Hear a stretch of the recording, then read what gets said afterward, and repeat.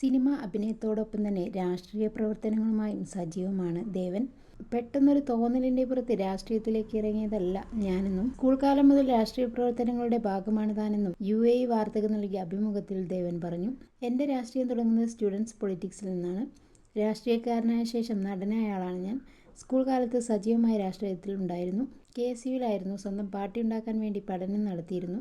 മുമ്പ് കോൺഗ്രസിൽ എനിക്ക് ഒരുപാട് പ്രതീക്ഷയുണ്ടായിരുന്നു. രാഷ്ട്രീയത്തിലേക്ക് വരാൻ എന്നിൽ തോന്നലുണ്ടാക്കിയത് VM സുധീരനാണ്. അദ്ദേഹത്തിൻ്റെ ജീവിതമാണ് എന്നെ സ്പർശിച്ചത്. അദ്ദേഹത്തിൻ്റെ രാഷ്ട്രീയം ഞാൻ ഇഷ്ടപ്പെട്ടിരുന്നു. അതുപോലെ ആർമിയിൽ ചേരാൻ ഞാൻ ഒരുപാട് ആഗ്രഹിച്ചിരുന്നു.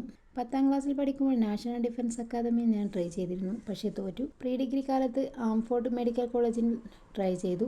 അതും തോറ്റു. ഗ്രാജുവേഷൻ കഴിഞ്ഞപ്പോൾ ഷോർട്ട് സർവീസ് കമ്മീഷനിൽ ചേരാൻ നോക്കി. അതിലും തോറ്റു. അതോടെ എൻ്റെ പാത ആർമിയല്ലെന്ന തോന്നലുണ്ടായി. അങ്ങനെ ജീവിക്കാനുള്ള മറ്റു വഴികൾ നോക്കി. ഒരിക്കലും സിനിമാ നടനാകാൻ ആഗ്രഹിച്ചിരുന്നില്ല. ചെന്നൈയിൽ നിന്നും MBA എടുത്തിരുന്നു. ഇൻഡസ്ട്രി തുടങ്ങാമെന്ന ഐഡിയ ആയിരുന്നു. ഒരുപാട് വായിക്കുന്ന ആളുമായിരുന്നു ഞാൻ. അച്ഛൻ കാരണം വായനാശീലം വന്നത്. പത്രം മരിച്ചു പറിക്ക് വായിക്കുമായിരുന്നു. വായനയും എന്നിലെ രാഷ്ട്രീയക്കാരൻ രൂപപ്പെടാൻ കാരണമായിട്ടുണ്ട്. ഒരിക്കൽ ഒരു സന്ദർഭത്തിൽ ചെന്നൈയിൽ വെച്ച് പോലീസ് സ്റ്റേഷന് അകത്ത് കയറി SIയെ ഞാൻ അടിച്ചു. നീ ഒറ്റയ്ക്ക് നിൽക്കരുത്, പാർട്ടിയോ അസോസിയേഷനോ ഉണ്ടാക്കി അതിൻ്റെ ചൂട് പിടിച്ച് പോകാൻ സുഹൃത്തുക്കൾ പറഞ്ഞു.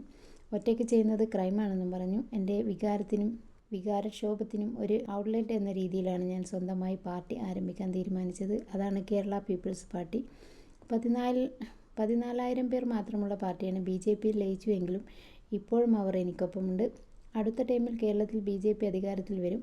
സിനിമാക്കാരെ BJPയിലേക്ക് കൊണ്ടുവന്നതല്ല, അവർ സ്വമേധയാ വരുന്നതാണ്. ദിലീപ് വന്നാൽ സ്വാഗതം ചെയ്യും.